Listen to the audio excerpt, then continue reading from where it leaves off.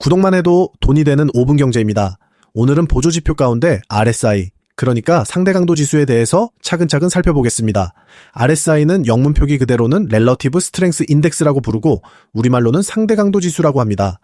1978년에 웰레스 와일더라는 인물이 만든 지표인데 기술적 분석에서 가장 많이 사용되는 지표 가운데 하나입니다. 일정 기간 동안 주가 움직임에서 상승폭과 하락폭을 비교해서 지금 흐름이 어느 방향으로 얼마나 강하게 움직이고 있는지를 백분율로 보여주는 지표라고 보시면 됩니다. 먼저 RSI가 어떻게 계산되는지 살펴보겠습니다. 공식 자체는 조금 복잡해 보일 수 있는데요. 핵심만 풀어 설명드리겠습니다.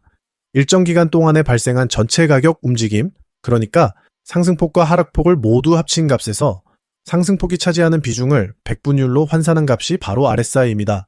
쉽게 예를 들어드리면 이렇습니다. 관찰하려는 기간 동안 종가 기준으로 계속 상승만 이루어졌다면 RSI는 100이 됩니다. 반대로 계속 하락만 이루어졌다면 0이 되겠죠. 그래서 RSI가 100에 가까울수록 그 기간 안에서 상승한 날의 비중이 압도적이라는 뜻이 됩니다. RSI는 며칠을 기준으로 계산하느냐에 따라서 해석이 달라질 수 있는데요. 개발자인 와일더가 기본값으로 추천한 건 14거래일입니다.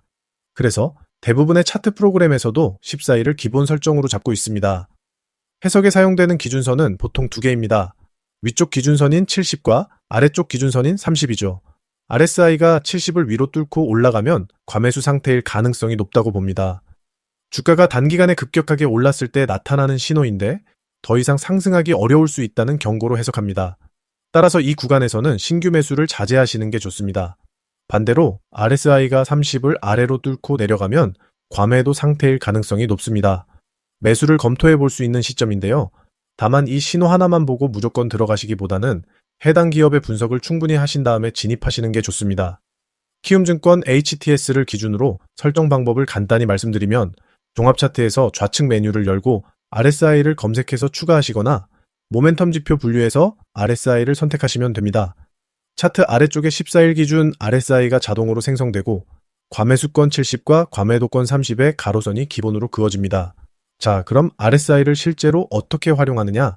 크게 세 가지 방법이 있습니다. 첫 번째는 과매수 구간 활용입니다.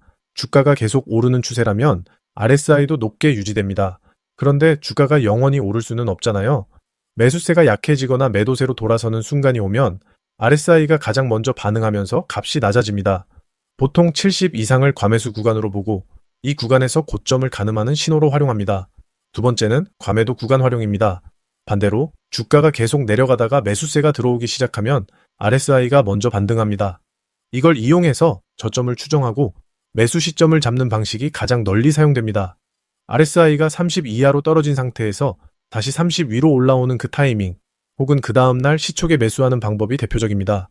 세 번째는 다이버전스, 우리말로는 괴리 현상입니다. 주가는 새로운 고점이나 저점을 갱신하고 있는데 RSI는 따라서 새로운 고점이나 저점에 도달하지 못하는 경우가 있습니다. 이런 상황이 나오면 현재 추세가 곧 종료될 가능성이 높다는 신호로 해석합니다. 추세 전환의 사전 경고 등 같은 역할이라고 보시면 됩니다. 그럼 실제 차트에서 어떻게 작동하는지 살펴보겠습니다. 2023년 코스피 일봉 차트입니다. 1월 초에 RSI가 과매도 구간인 30을 터치한 뒤 반등했는데 이때 지수는 최저점인 2180을 찍고 올라왔습니다.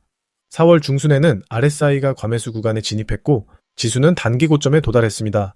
6월 초도 마찬가지로 RSI 과매수 신호 이후 단기 고점이 나왔고 10월 말에는 과매도 구간 진입 후 반등하면서 단기 저점을 확인할 수 있었습니다.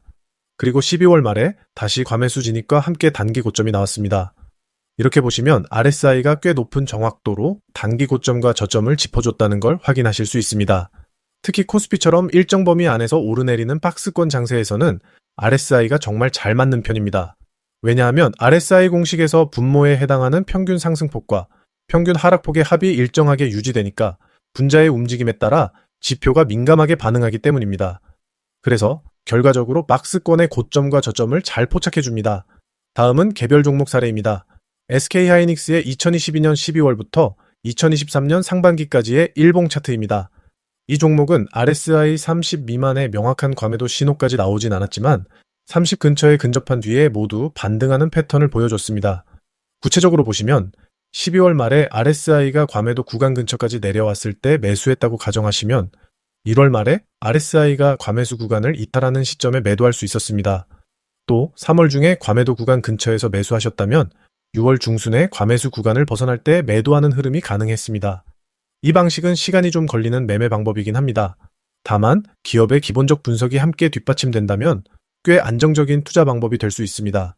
단기 트레이딩보다는 중기 스윙 관점에서 활용하기에 적합하다고 보시면 됩니다. 정리해 보겠습니다. RSI는 가격의 상승과 하락 강도를 100분율로 보여주는 모멘텀 지표입니다. 70 이상이면 과매수, 30 이하면 과매도로 판단하고 다이버전스가 발생하면 추세 전환 가능성을 의심해 봐야 합니다. 특히 박스권 장세나 등락 폭이 안정적인 대형주에서 가장 잘 작동하는 지표라는 점, 그리고 다른 보조 지표와 기본적 분석을 함께 활용하실 때 그 효과가 극대화된다는 점 꼭 기억해 주시기 바랍니다. 오늘 5분 경제는 여기까지입니다. 도움이 되셨다면 구독과 좋아요 부탁드립니다. 끝.